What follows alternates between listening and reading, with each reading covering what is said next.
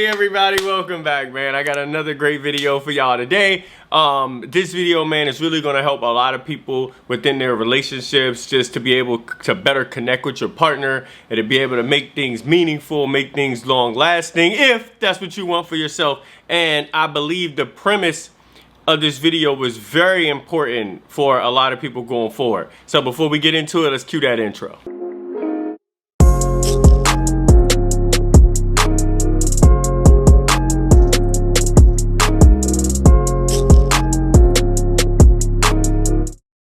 Alright, so let's get right into it.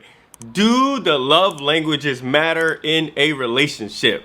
This is a very important topic because a lot of people that are in relationships aren't connected like in the way that they could be or reaching their full potential on what they're both bringing to the table because of just little things like this. The little nuances that you understand but you truly don't comprehend their impact towards your life. And so today I want to be able to shed some light on this topic so that way going forward when you are dealing with someone in a relationship, it'll best benefit you on how to utilize love languages. You know, it's the same like how I feel mistake people make with their zodiac signs. Like, I know it's a fun little topic to talk about, but there's like nuances in there that also like hinder people's relationships. So let's get right into it. Now, first thing is first.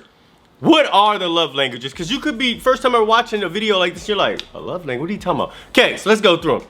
So the love languages by society standards is words of affirmation, which would be things like, oh my God, you are just such an amazing person. Like, you could complete me. Like, I love you so much. You know, those are those things that like, if someone does something, I'm so happy you remember to take out the trash. You remember to do this. Like, it's just those things that's like, once they do it, like it's those words that just make a first person feel like fuzzy inside, you know? It's like it makes their heart smile. So that's words of affirmation. Then you have acts of service. So acts of service would be something like cooking your spouse a meal, watering plants, like different things like that. Like different things that could be around the house or just things in general. Filling up the gas tank, you know, while you're out and you fill up their gas tank and they're just like, oh my gosh, like such a nice thing. It's something you do where you're actually thinking about what the partner likes, like, and something that they may do on a daily basis or something they just talk about a lot and then you make it happen.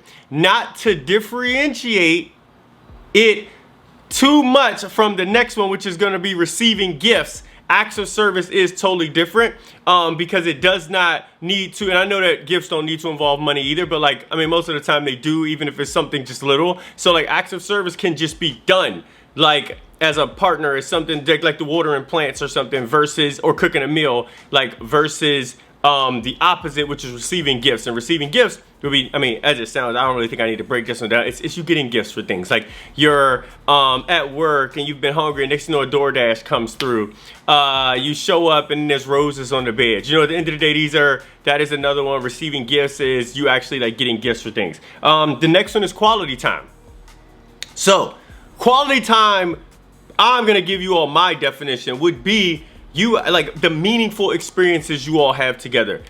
Netflix and chill could honestly count as quality time, but for someone like me, I don't believe that allows you to like sometimes get in depth outside of their, like, you know, like get truly in depth into a person's mind if like all y'all do is kick it and have sex. You know what I mean? Like I don't count that as quality time. I just count that as needing attention. So I want to differentiate that. Like quality time is you actually having those, like, I don't know, like you on a picnic and like you and your spouse or partner are just like in that conversation that you asking about your passions, you're getting vulnerable with each other about certain things. Like, so it's the quality time where it's actually building a more meaningful experience between you both.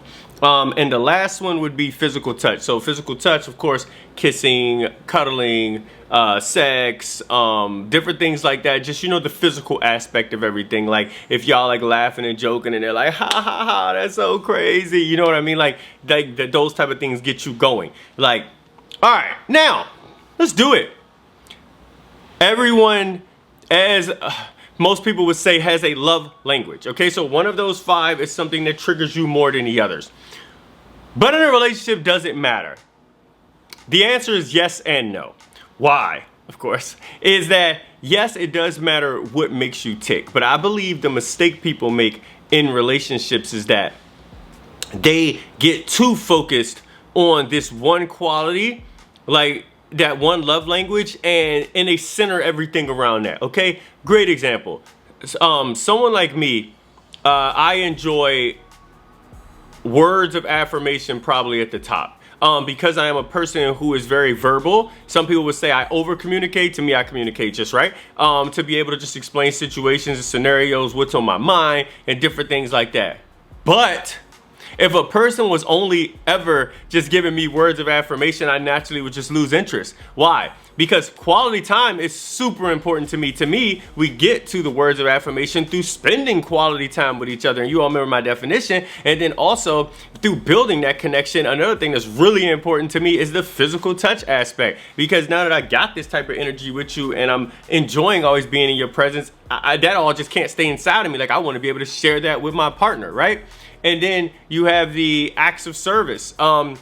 I also think that for me stands out as a really important thing, and it probably stands out for you as a super important thing, to just know that, like, wow, this person really listens to me, like, or dang, they know I had a long day, I came home and now there's a meal made for me, or like, dang, I've been meaning to get my car washed and now it's done. It's like those things are like super important also. So the point I'm just making is just that when dealing with things like the love languages in a relationship, like, I would say, do not center yourself on what your love language is, but just an understanding of what they are and how are they all being brought to the table in a relationship. Remember, everything is full circle in life. Like, you can't like be physically ready but not mentally, and then you can't be mentally ready and then not spiritually, or you can't be spiritually ready if you're not emotionally ready, and you definitely won't be emotionally ready if you're not financially ready. You get my point? The point is, like, there's so many aspects to self. It's the same thing when it comes to sharing a connection with someone. It can't just be one-sided. And so in total, do love languages matter? Yes and no, because do not become too focused on just one, or that is definitely going to hold you back, because you definitely, in most cases, I'd say 95%, need all of them to be able to stay fulfilled. So remember that going forward, and I'll see y'all in the next video.